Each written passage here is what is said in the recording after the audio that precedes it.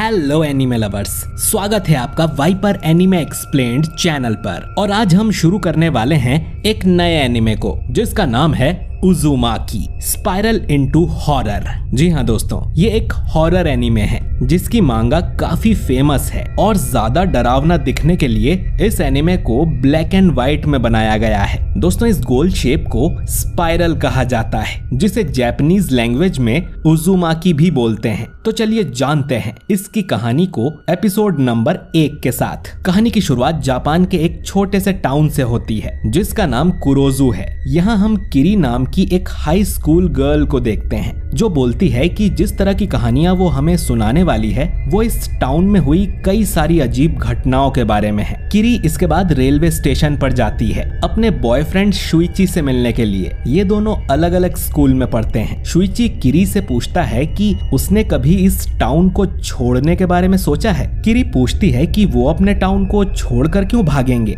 जिस पर शुइची बोलता है कि इस टाउन में कुछ अजीब हो रहा है। वो किरी को पास में बहता पानी दिखाता है जिसमें काफी सारे गोल स्पाइरल्स बन रहे थे। टाउन में आजकल हवा भी काफी तेजी से चल रही थी और शुइची को लगता है कि इस सब का असर उसके फादर साइतो पर हो रहा है। वो काफी अजीब बिहेव करने लगे हैं। उन्होंने अपनी जॉब छोड़ दी और वो सारा टाइम अपने कमरे में ही बिताते हैं। साइतो ने अपना पूरा कमरा स्पाइरल जैसे शेप वाली चीजों से भर दिया था और वो सारा दिन बस उस स्पाइरल्स को ही घूरता रहता है। और उस समय उसकी दोनों आंखें भी गोल गोल घूमना शुरू कर देती हैं, वो भी अलग अलग दिशा में।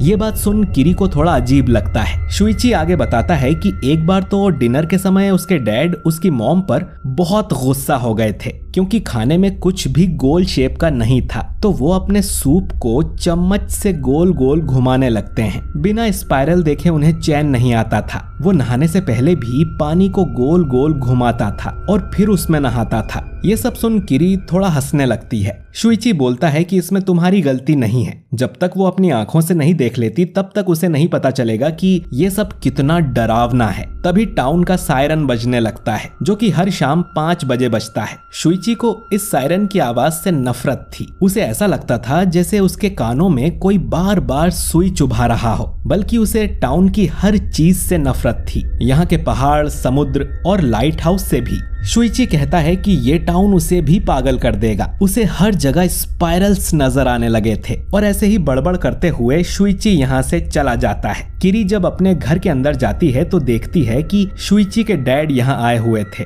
वो किरी के डैड से मिलने आए थे जो कि मिट्टी के बर्तन बनाते हैं। साइतो बोलता है कि ये घूमने वाला पहिया तो कमाल का है, बिल्कुल एक स्पाइरल की तरह। वो चाहता था कि किरी के डैड उसके लिए स्पाइरल शेप का कोई बर्तन बनाए, कुछ ऐसा जिसे देखने से ही उसे चक्कर आने लगे और वो काले रंग का हो तो और भी अच्छा। साइतो को स्पाइरल्स बहुत ही रहस्यमय लगते हैं और उसे लगता है कि उन सभी में कोई अद्भुत शक्ति होती है। स्पाइरल कितना अद्भुत होता है ना। साइतो बिल्कुल पागलों की तरह बात कर रहा था। खैर, स्कूल में किरी की अजामी नाम की लड़की से दोस्ती होती है। किरी उसे अपने बॉयफ्रेंड शुइची के बारे में बताती है कि पहले वो भी इसी स्कूल में पढ़ता था लेकिन अब वो शहर पढ़ने जाता है और रोज ट्रेन में आना जाना करता है। अजामी बोलती है कि उसे तो उन दोनों से जलन हो रही है क्योंकि उसके लायक तो पूरे स्कूल में कोई लड़का नहीं है। किरी कहती है कि तुम कितनी खूबसूरत हो, तुम्हें तो कोई भी लड़का मिल जाएगा। तभी किरी को अजामी के सिर पे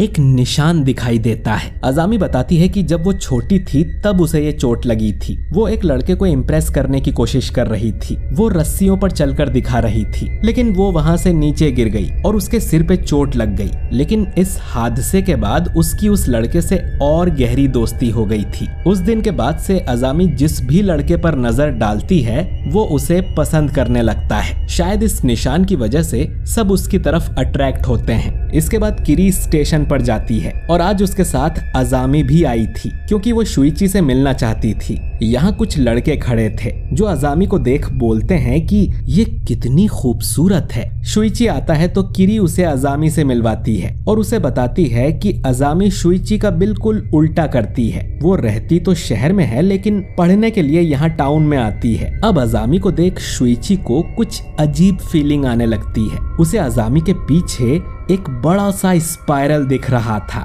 जिससे वो डर जाता है और किरी का हाथ पकड़कर यहाँ से भाग जाता है। किरी पूछती है कि क्या हुआ, तो शुइची बताता है कि उसे अजामी के अंदर स्पाइरल नजर आ रहा था और किरी को अपनी इस दोस्त से दूर रहना चाहिए। किरी जब अपने घर आती है तो उसके डैड कहते हैं कि मिस्टर साइतो ने जो बर्तन बनाने को कहा था वो कंप्लीट हो गया है, तो क्या किरी उसे उनके घर डिलीवर कर देगी। किरी वो बर्तन लेकर शुइची के घर जाती है, लेकिन उसके डैड कहते हैं कि अब उसे इसकी जरूरत नहीं है। उसे पता चल गया है कि स्पाइरल सिर्फ बाहर नहीं बल्कि अंदर भी होता है। इसके बाद वो अपनी जीभ को बाहर निकालकर उससे एक स्पाइरल भी बनाकर दिखाता है, जो देख किरी बुरी तरह से डर जाती है और चिल्लाते हुए यहाँ से भाग जाती है। तभी यहाँ पर एक डिलीवरी बॉय आता है, क्योंकि साइतो ने कुछ स्पेशल सामान ऑर्डर किया था। इधर शुइची को रास्ते में अजामी मिलती है और पूछती है कि हर लड़का उसके पीछे पागल है, लेकिन शुइची उसे देखकर भाग क्यों गया। शुइची को फिर से अजामी के पीछे स्पाइरल नजर आता है और वो पूछता है कि उसके माथे पर क्या है। अजामी बोलती है कि ये तो सिर्फ चोट का निशान है, लेकिन जब वो अपने सिर से बाल हटाती है तो वो निशान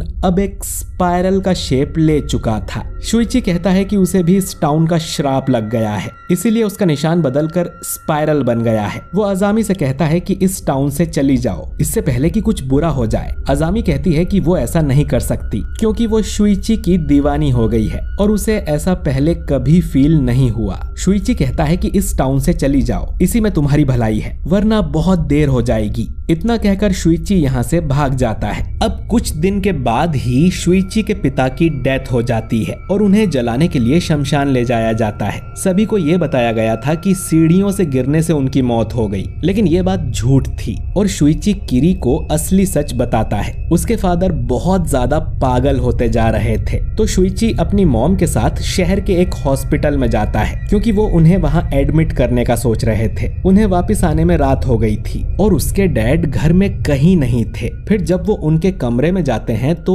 वहाँ एक गोल शेप का टब रखा हुआ था, जो कि उसने खास ऑर्डर करके मंगवाया था। जब ये लोग टब का ढक्कन हटाते हैं तो उसके अंदर साइतो था, जिसने अपने पूरे शरीर को स्पाइरल बनाने के लिए उस टब में खुद को ठूस लिया था। इससे उसके शरीर की सारी हड्डियां टूट गई थीं, जिससे उसकी मौत हो गई। अब अचानक ही लोगों को आसमान में एक बड़ा सा स्पाइरल दिखने लगता है, जो कि साइतो की बॉडी जलने से निकले धुएं से बन रहा था। सब लोग इस स्पाइरल को देख डरने लगते हैं, क्योंकि उन्होंने पहले कभी ऐसा कुछ नहीं देखा था। उन्हें यह किसी तरह का अपशगुन लग रहा था। वो धुआं अब अचानक ही आसमान से जमीन की तरफ आने लगता है। वो इनके टाउन के तालाब में जा रहा था। अब शुइची की मदर यूकी चिल्लाती है, क्योंकि उसे स्पाइरल के अंदर साइतो नजर आ रहा था, मानो वो खुद अब एक स्पाइरल बन गया है। ये देख उसकी मदर बुरी तरह से डर जाती है और जोर जोर से रोने और चिल्लाने लगती है। तो शुइची उन्हें लेकर हॉस्पिटल जाता है। तभी अजामी भी यहाँ आ जाती है, क्योंकि उसे किरी की चिंता हो रही थी।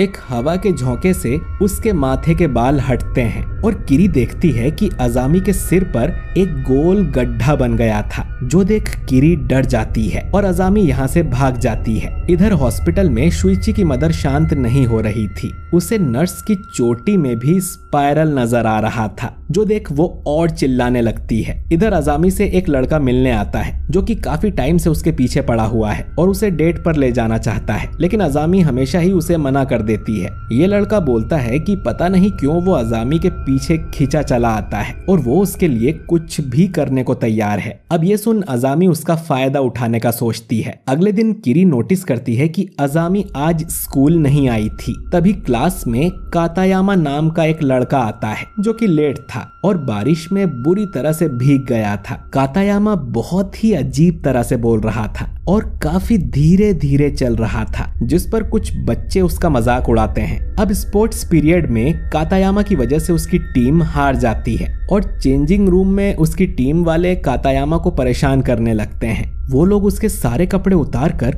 उसे नंगा कर देते हैं और खींच कर रूम से बाहर लाते हैं, लेकिन फिर सबकी नजर उसकी पीठ पर जाती है, जिसपे एक स्पाइरल का निशान बना हुआ था। किरी फिर हॉस्पिटल में शुइची की मदर से मिलने जाती है, जो बताता है कि उसके फादर की मौत के बाद से ही उसकी मॉम स्पाइरल से डरने लगी है। उसे अपने बालों में भी स्पाइरल दिख रहे थे, तो उसने अपना सिर ही गंजा कर लिया। उसे अपनी उंगली के फिंगरप्रिंट्स में भी स्पाइरल्स दिख रहे थे, तो उसने एक कैंची से अपनी सारी उंगलियों की खाल काट दी। हर स्पाइरल उसे सायतो के टूटे हुए शरीर की याद दिला रहा था, जो कह रहा था कि यूकी भी उसके जैसे स्पाइरल बन जाए। अपनी मदर से मिलने के लिए शुइची हाथों में ग्लव्स और सिर पे टोपी पहनता है। उसने डॉक्टर्स और नर्सेस को भी बता दिया है कि वो कोई भी गोल चीज उसकी मदर के सामने ना ले जाए। अब जाकर वो थोड़ी शांत हुई है और ठीक से सो पा रही है। अब एक रात को किरी अजामी को देखती है, जिसने अपने सिर पे एक बड़ी सी टोपी पहनी हुई थी। किरी पूछती है कि वो इतने दिन से कहाँ थी, जिस पर अजामी बोलती है कि उसकी एक आंख ठीक नहीं है। वो अपनी टोपी उतार कर दिखाती है कि उसके माथे का स्पाइरल और ज्यादा बड़ा हो गया था, इतना कि अजामी की एक आंख उसके अंदर समा जाती है। ये देख किरी बहुत डर जाती है, लेकिन अजामी उसे कुछ नहीं करती और यहाँ से चली जाती है। वो सीधा एक पार्क में जाती है, जहाँ उस लड़के ने झूठ बोलकर शुइची को बुला लिया था। वो कहता है कि उसने अजामी का काम कर दिया, अब तो वो उसकी गर्लफ्रेंड बन जाएगी ना। अजामी हंसते हुए मना करती है, क्योंकि उसे तो बस शुइची चाहिए। ये सुन वो लड़का गुस्से में उसके सिर से टोपी हटाता है और दोनों देखते हैं कि अजामी के सिर में एक बड़ा सा गड्ढा हो गया था। वो लड़का उस गड्ढे में खिंचा चला जाता है, जैसे वो कोई ब्लैक होल हो, और अजामी उस लड़के को पूरा निगल जाती है। किरी चीखें सुन इस तरफ आती है तो शुइची एक पेड़ के ऊपर चढ़ा हुआ था। वो किरी को बताता है कि अजामी ने एक लड़के को जिंदा निगल लिया और वो स्पाइरल अजामी को भी अपने अंदर खींच रहा था।